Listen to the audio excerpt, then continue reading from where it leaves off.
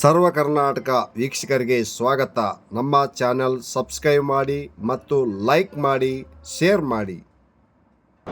ಇವತ್ತು ನೂತನವಾಗಿ ನಮ್ಮ ಬಳ್ಳಾರಿ ಕಾಂಗ್ರೆಸ್ಗೆ, ಜಿಲ್ಲಾ ಕಾಂಗ್ರೆಸ್ಗೆ ಒಬ್ಬ ನೂತನ ಸಾರಥಿಯಾಗಿ ಇವತ್ತು ಮಾನ್ಯ ಅಲ್ಲಂ ಗಣಿಯವರ ವೀರಭದ್ರಪ್ಪ ಅಣ್ಣನವರ ಪುತ್ರ ಇವತ್ತು ನಮ್ಮ ಬಳ್ಳಾರಿ ಜಿಲ್ಲಾ ಕಾಂಗ್ರೆಸ್ ಅಧ್ಯಕ್ಷರಾಗಿ ಇವತ್ತು ಚುಕ್ಕಾಣಿ ಹಿಡಿದಿದ್ದಾರೆ.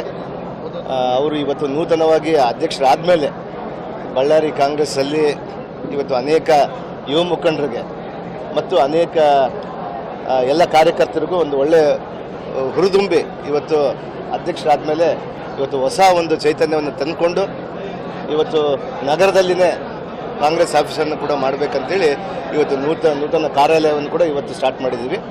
ಇದರ ಜೊತೆಗೆ ಮತ್ತು ಕಾಂಗ್ರೆಸ್ನ ಒಂದು ಪರ್ಮನೆಂಟಾಗಿ ಇನ್ನೂ ಒಂದು ನಮ್ಮ ಈಗಾಗಲೇ ಕೂಡ KPCC ವತಿಯಿಂದ ಇವತ್ತೊಂದು ಕಾಂಗ್ರೆಸ್ ಆಫೀಸ್ಗೆ ಇಲ್ಲೇ ಹತ್ತಿರದಲ್ಲಿನೇ ಒಂದು ಜಾಗವನ್ನು ಗುರುತು ಮಾಡಿದ್ದಾರೆ. ಅದರಲ್ಲಿ ಕೂಡ ಒಂದು ಭವ್ಯವಾದ ಒಂದು ಕಟ್ಟಡವನ್ನು ನಿರ್ಮಾಣ ಮಾಡಿ, ಪರ್ಮನೆಂಟ್ ಕಟ್ಟಡವನ್ನು ನಿರ್ಮಾಣ ಮಾಡಿ ಮುಂದಿನ ದಿನಗಳಲ್ಲಿ ಕಾಂಗ್ರೆಸ್ನ ಶಕ್ತಿಯ ಜೊತೆಗೆ, ಕಾಂಗ್ರೆಸ್ನ ಭದ್ರ ಬುನಾದಿ ಜೊತೆಗೆ ನಮ್ಮ ಕಾಂಗ್ರೆಸ್ ಕಚೇರಿ, ಯಾಕಂದರೆ ಕಾರ್ಯಕರ್ತರಿಗೆ ಕಚೇರಿನೇ ಭಾಳ ಮುಖ್ಯ ಆಗುತ್ತೆ. MLAಗಳು MP ಗಳು ಇವೆಲ್ಲ ಇದ್ದರೂ ಕೂಡ ಅದು ಬೇರೆ ಆಗುತ್ತೆ. ಆದರೆ ಇವತ್ತು ಕಾಂಗ್ರೆಸ್ ಕಾರ್ಯಕರ್ತರಿಗೆ ಒಂದು ಕೂಡ ಒಂದು ಕಚೇರಿ ಅಂಥದ್ದು ಆಗುವಂಥದ್ದು ಇನ್ನು ಕೆಲವೇ ದಿನಗಳಲ್ಲಿ ಆಗುತ್ತೆ. ಇವತ್ತು ಟೆಂಪ್ರವರಿ ಆಗಿ ಈ ಒಂದು ಕಚೇರಿಯನ್ನು ಉದ್ಘಾಟನೆ ಮಾಡಿಕೊಂಡಿದ್ದೀವಿ.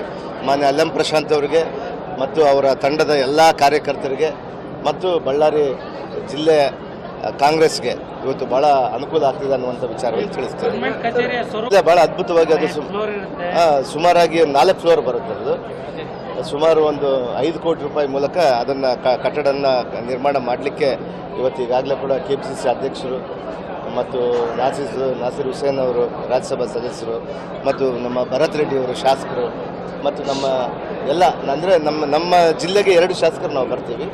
ನಾವೆಲ್ಲ ಸೇರಿ ಇದನ್ನು ಒಂದು ಅದ್ಭುತವಾದಂಥ ಒಂದು ಕಟ್ಟಡ ನಿರ್ಮಾಣ ಮಾಡಿಕೊಂಡು ಎಲ್ಲ ಬ್ಲಾಕ್ ಅಧ್ಯಕ್ಷರಿಗೆ ಅಲ್ಲಿ ಕೋಣೆಗಳಿರುತ್ತೆ. ಎಲ್ಲ ಅಧ್ಯಕ್ಷರಿಗೆ, ಮುಂಚೂಣಿ ಘಟಕದ ಅಧ್ಯಕ್ಷರುಗಳಿಗೆ ಅವ್ರಿಗೊಂದು ತಲಾ ಒಂದು ಕಚೇರಿ ಮಾಡಬೇಕಂತೇಳಿ ಒಂದು ಉದ್ದೇಶ ಇದೆ. ಅದಕ್ಕೆ ಒಂದು 4 ಫ್ಲೋರ್ ಬಿಲ್ಡಿಂಗನ್ನು ನಾವು ಈಗಾಗಲೇ ಕೂಡ ತಯಾರಿ ಮಾಡ್ತಾ ಇದ್ದೀವಿ. ಇನ್ನು ಅದರ ಸ್ವರೂಪ ಮಾಡಲಿಲ್ಲ, ಎಲೆಕ್ಷನ್ ಆದಮೇಲೆ ಶುರು ಆಗುತ್ತೆ. ಅದು ಸುಮಾರು 5,000 ಸ್ಕ್ವೇರ್ ಫೀಟ್ ಇದೆ.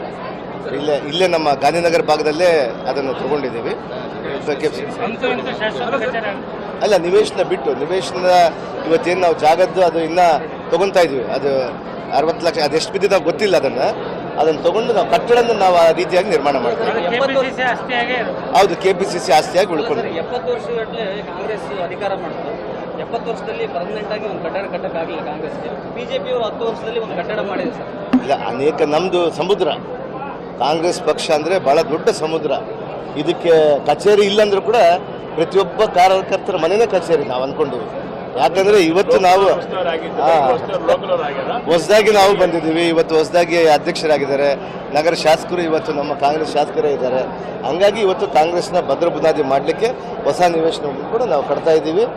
ಈ ನಮ್ಮ ಪ್ರತಿಯೊಬ್ಬ ಕಾರ್ಯಕರ್ತರ ಮನೆ ಕೂಡ ಕಾಂಗ್ರೆಸ್ ಕಚೇರಿನೇ ಅಂತ ತಿಳಿತೀವಿ ನಾವು.